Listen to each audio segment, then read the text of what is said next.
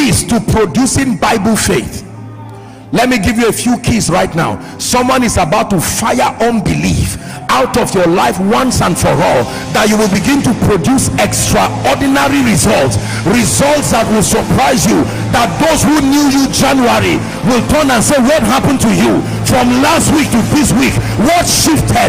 And you tell them, my faith from little faith is moved to exceeding great faith.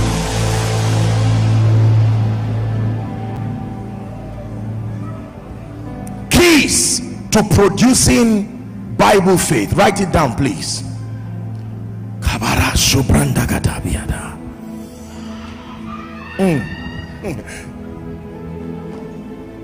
No shadow you won't light up, mountain you won't climb up, coming after me.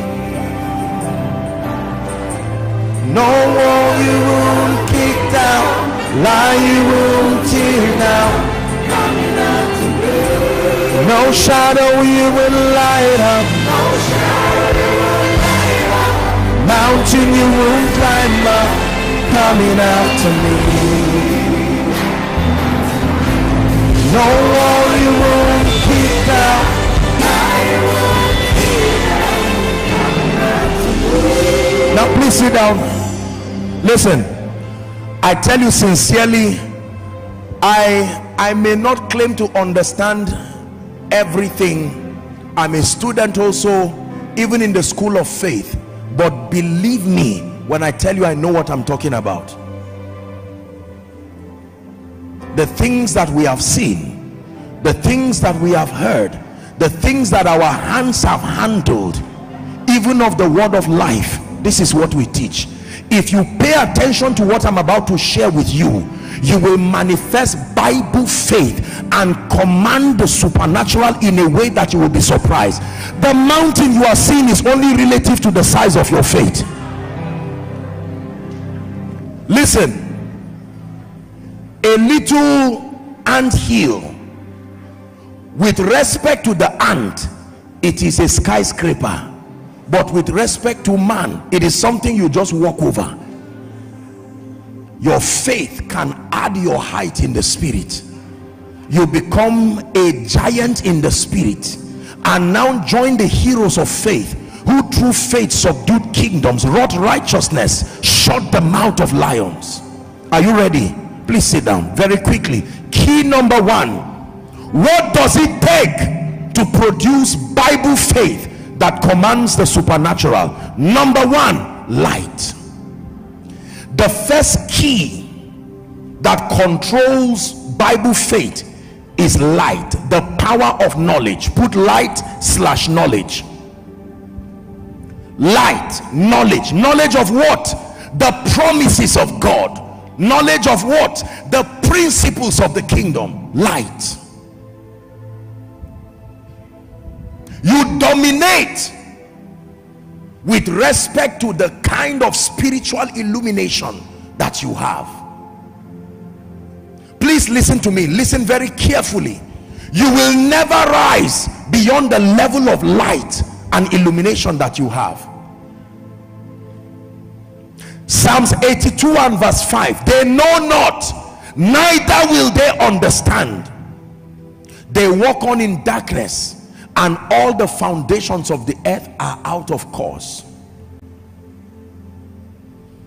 Our fathers have cried over the issue of light, high level spiritual illumination, the opening of a man's eyes to know the ways of God. I've taught you here, every koinonia service is a feast of light, God opening our eyes. It takes light to turn night to day. It does not just take time, it takes light. You can be in a dark stadium and then on all the lights, and the lights can come with a coordinated effort and turn that night in that stadium to look like day. That people can play a football match in the night, and yet when you are viewing you think it is day, because of the level of light that is there. Everybody say light. Most believers are ignorant of the promises of God. Most believers are ignorant of the principles of the kingdom. It is the reason why many people cannot manifest Bible faith. Question: what do you know that God has said concerning your finances? What do you know that God has said concerning your excelling in life? What do you know that God has said concerning victory over demons, over principalities and powers? Your faith must be based on what God said. Question: do you know what he has said? And do you know all he has said? Because he did not just say one thing alone. I have taught you here, when Satan came to Jesus, the reply of Jesus was, it is written. It is written, man shall not live by bread. It is written, it is written, it is written. Even when he was manifesting his purpose and destiny, lo, I come in the volume of the book, as it is written of me to do thy will. There are things that have been written concerning you. Do you know them?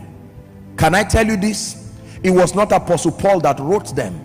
It was not Peter that wrote them. It was not the minor and the major prophets that wrote them. Holy men wrote as they were inspired.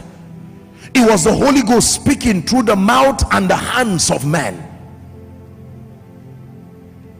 I know what he has said, that I shall be the head and not the tail. I believe it. That I will be above and not beneath. I believe it. Listen, make up your mind to be childlike when it comes to the issue of faith. There is no big manism with faith. Many times the things of faith look very elementary, so many people in an attempt to show maturity, they ignore these things to their peril. It is this childlike approach that has produced giants of faith. When you listen to fathers like Papa Copeland teaching on faith, sometimes it's so elementary, it looks like they're just, it's like a kindergarten kind of thing. Yet you look at the results, they have defended their understanding of faith for decades, and they are still doing it. Are we learning? Everybody say light. This year you must make up your mind,